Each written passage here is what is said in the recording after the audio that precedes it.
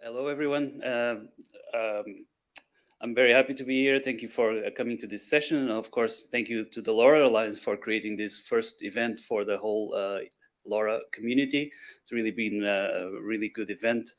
And I'm kind of sad that it's almost closing, but we'll have more. I'm Jose Marcelino. I'm a RAKWireless solutions architect.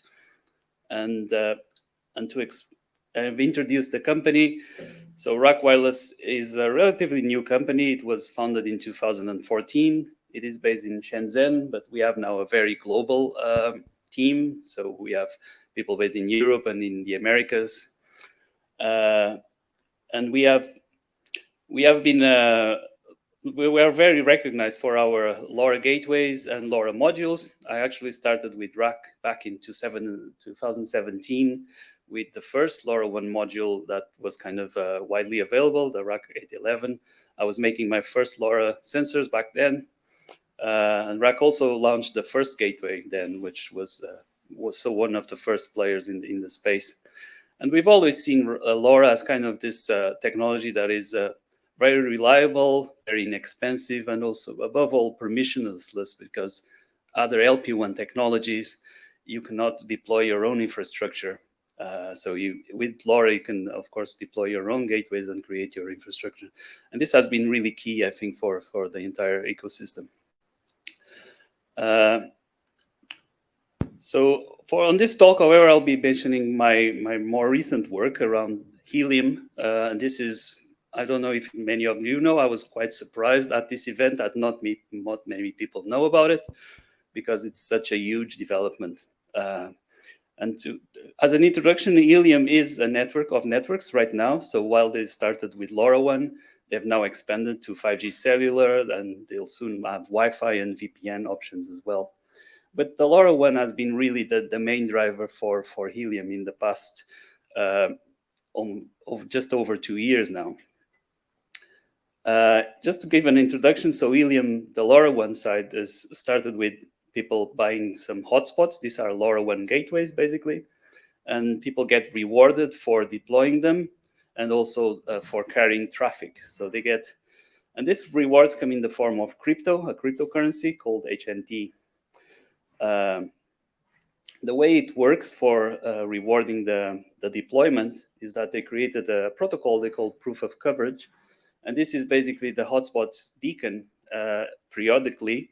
And then all the neighboring hotspots pick that signal up. So they know that if many of them see that the hotspot, they know that it's probably physically there.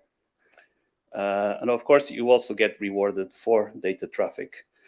The current price of data is very low in the Helium ecosystem. So if you want to send a 24-byte packet, which they call a data credit, it's basically 0.01 cents of a dollar.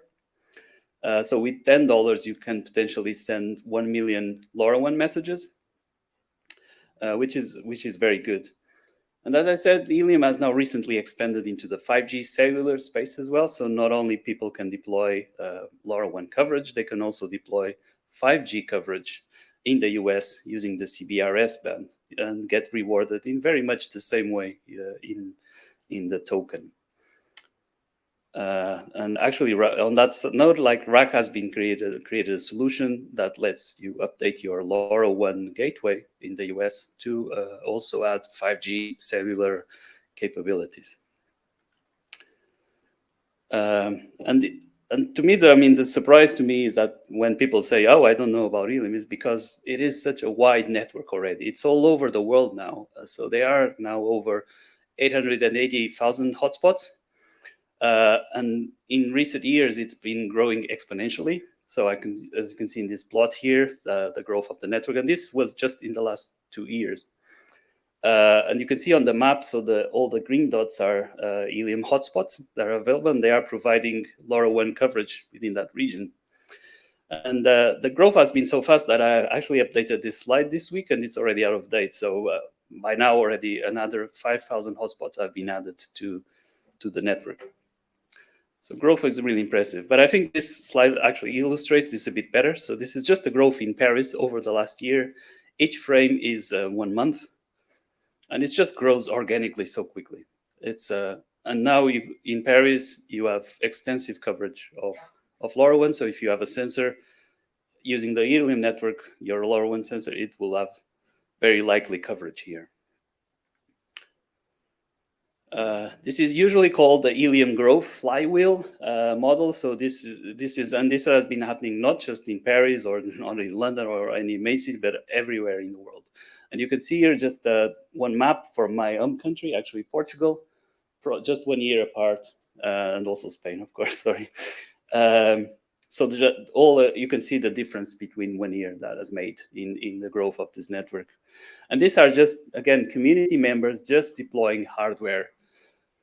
You can also see New York there. New York is incredible. Some locations in New York are covered by even more than 10 gateways in some cases, which is not always good. And Helium tries to kind of control that through a game system. So if your hotspot is too close to another one, you don't get as many rewards. So they try to encourage spatial growth.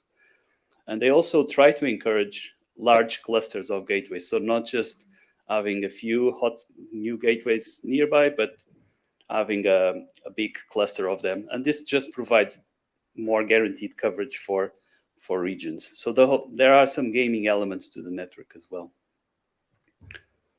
And of course, I'm extremely proud of the RAK team because we were the first third-party manufacturers on the Helium ecosystem. We started shipping our RAK hotspot miner back in 2020. And we have now over 200,000 of these hotspots on the network, which is extremely exciting, also extremely busy because, as you can imagine, we have many, many customers and they want, of course, support. And this to note, just these are actual deployed hotspots, not just shipped. So they are not sitting in a warehouse somewhere. These are hotspots that have been added by people to the blockchain and are now providing coverage. But to me, I think the key thing for my talk here is that it's about the Helium community. So the Helium community has been something just incredible. In the past 2 years, we have seen tools like the Helium Discord. This is the group where people chat about Helium, grow to 130,000 members. I think there are more now. Sorry, I don't have the latest data. But more impressively are maybe the YouTube videos. And these are videos just people explaining to others how they can improve their coverage. So how to get their hotspot outdoors, how to improve their antenna, some teaching about RF propagation to non-engineers, and just to help others improve their coverage of the LoRaWAN coverage. And I was just checking YouTube and I saw there's 42,000 YouTube videos about a Helium network, and I did add a lot of keywords to make sure I was checking the right data. And this is incredible. I mean, it's 50 videos almost every day about Helium. It's just stunning. Also, Helium themselves have a very large Twitter follower, and they kind of bridge not only the IoT community, but also the crypto community. So they combine both communities. And I think they are maybe the first company to do that. So this has been great for Helium, but I guess one question for us and the question for the future as well is we have this huge network now, and of course the usage of such a large network is not been very high yet. People are still learning about it. As I found at this event, people don't yet even know about it. So the question is, how can we use this network in a way that is also kind of follows the Helium model as well? I'm sure you, as hardware engineers, you'd all be excited to get such a exciting community around your device. How to that maybe help you improve your device as well, or that they will be able to support themselves as well, so they wouldn't need as many resources from you. And so there is this question: can we use this model also for sensors? And the answer is actually yes. And there are now products on the market that are using this model in the same way. And these are just 3 examples that I'd like to highlight here because they use the Helium network. And the first one is Demo. This is a connected car device. So it allows you to share data if you want and get rewarded for details about your car. And the data can be used in many ways. It can be to optimize routes. It can be used to tell about the reliability of your car, for example. So the data itself has value. And then the other project I'd like to highlight is Hive Mapper. So again, this is a project that attempts to replace the Google Street View, for example, by rewarding people for hosting a camera in their car while they drive. And this captures images of the street. And then you're able to share these images with Hive Mapper. And then again, this data is valuable because they can create Street View images in a much more frequent way than Google or Apple can. But you can imagine Uber drivers, for example, adopting this, and while they're driving, they're also getting some rewards for sharing this data. And we also see WeatherXM now also again to share valuable meteorological data that you can that someone else can find a use for. All of these projects have now extensive communities. You can find like their on Discord have grown a lot, but they're still a little bit early. I mean, this is all very early developments. It's not been cryptocurrencies have been mostly focused until now on financial services usually, and some not always very good financial services, but there are very good applications in IoT as well for this type of reward systems. The problem with this product, however, is like how do you get your team to adopt them? For example, this is very difficult because there are a lot of new knowledge, new ways of thinking, and this is not a traditional product where you create your sensor, you have your cloud system, your dashboards, and the users just use them. This has to be decentralized. You have to have a new way of taking this into consideration. You have to imagine how we can integrate with the blockchain. You have to know which blockchain to use as well, because you might not make the best option. You probably have to create some token to reward your users for using these devices. And again, where should you create this token? Where is it most appropriate? Some networks have very high fees. Some networks have low fees. Again, something to take into account. But of course, the most complicated will be maybe the tokenomics. So how do you share the value of the data that people are selling with the whole community to make sure that it grows in a stable way? And again, this also brings another topic, which is governance. So you have to give your users some control, like Helium does. Helium has a voting system where you can decide the future of the network. But again, you have to give up some control. This is not traditional for most hardware engineering companies, I think. Oh, no, sorry, there's some bug on this slide, but so for RAKWireless, our motto is actually IoT made easy. We've been working hard this past 2 years to make IoT super easy, and as the introduction said, we now have a very highly modular product that lets you build sensors without soldering. So, but by just screwing some modules together, almost like in a Lego fashion, and we call this WizBlock. It's a great system, and I invite you to go to our booth to see it live in action. We even have a nice modular case system as well to make your devices, and they're all very inexpensive. So this is not a very expensive system at all. You can use it for solutions with thousands of devices. Even it still makes sense rather than make your own custom board, and it allows you to also change as requirements change in the project. So as you might have experienced in IoT projects, the requirements change during the process, and sometimes you need to add an extra sensor or something else. And to avoid adding a whole like PCB rebuild, or you can just use WizBlock. WizBlock provides a number of slots, so you can just slot in a new sensor and kind of get that data. So we've worked hard, and we think this is a great system. It combines both the hardware, the modular hardware, and modular software as well. And it's so simple that we now it's now used by high school students in the US who are like doing some interesting projects for soil moisture and other things. So this all drives the message that RAK is about making IoT simple and easy, but we have no solution for blockchain. So if you want to create a blockchain device and follow the trend that we're seeing now and get build all these communities around your devices, it's just so difficult because there are no tools to make this. So we've been looking hard and researching, and we have found a really interesting project. This is also the one that powers that connected car device, the demo.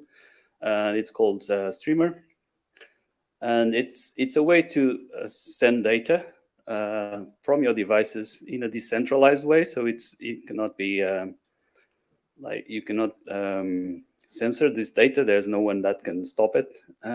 And also, more importantly, it lets you compose data. So you can publish your data, and someone else on the network can also pick up that data and kind of republish it, or after processing. And you can also monetize your data. So you can push your data, and someone can purchase that data all through this network. So it's a very good stack. And finally, it also offers something they call the Data Union Dao, and this is just an organization that answers all those questions about our governance and tokens, and how you can enable your users to share the data with you. So just a brief overview of the Streamer architecture. So they have it is a distributed published system. So you select which nodes you publish your data to, and which nodes consume the data. It also offers, of course, as I mentioned, the monetization option. So you can sell data through the platform as well, and it does all the smart contract stuff that you need to do to enable this. And it runs on Ethereum, which is one of the major, of course, blockchains, if you know about that. And there are a lot of tutorials already about this. And like I said, Demo is using it, and as well as other projects. And they have now moving more into the IoT space as well. So it's a little, okay. So I'd like to announce here that we will be supporting the Streamer network with our WizBlock kit. So we will give you an easy option to experience Helium, which we already supported on the kit, through Streamer as well. So as a way to publish and monetize your data very easily. So again, we want to make things simple for you, to IoT made easy again. And yeah, that's all I wanted to share. Don't know if there's any questions about this.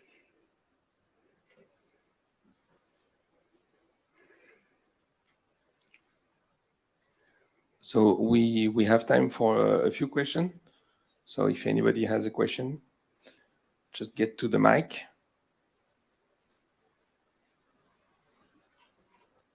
No question? No question. But... When I was looking at your presentation, the blockchain you're talking about when you talk about the securitization of the data is not connected to any other blockchain that connected to the crypto engine that you have on the gateway. I suppose it's two different projects. It's two different things. Okay. Yeah, we're basically composing those two together. Like it's a good feature of crypto projects is that you can easily compose them together and create new things. Because the data is kind of all public in a way, so it's easy to kind of integrate the two together. But they are different projects, and because the Helium blockchain is not suited for data, so it's suited for operating gateways and hotspots. So we have to have something else for the data, but that's perfectly fine. Yeah. Quick question. You mentioned earlier about you have these 200,000 hotspots that you deployed. Mm-hmm. And you said it really ramped up your requirements for support. Was that due to the hotspots themselves going out and people just not knowing how to set them up, or was it due to ongoing service, or what was driving that ramp up? Well, both things. So we have users who don't even know crypto. They just purchase a miner. So there are some steps that could be improved on that sense. But also Helium is a very young network and a very fast moving platform. So they've, in this last 2 years, they've kind of changed the way the gateways operate several times. And sometimes there are bugs, of course. So it's something that we need to fix. Some people also have problems with theirs. Just simply the internet connection is not good enough. It's intermittent, so they don't connect well with the rest of the blockchain. There are some also firewall issues because Helium was requested that hotspots have some open ports right at this until now, because the hotspots actually kept a copy of the blockchain within the storage, the internal storage. That's something that Helium knows very well. They're addressing this with an update called Light Hotspots, which migrates this requirement to better servers on the network called validators. But we're all learning here, and this is not nothing has been final, and it's a moving target. But the hotspots do work. There are over 80% of them are still online and connected and sharing the data. So it's still a very huge number. Like I said, some areas have more than 10 hotspots of redundancy. So you rarely have an area that is not covered, even if some hotspots go offline.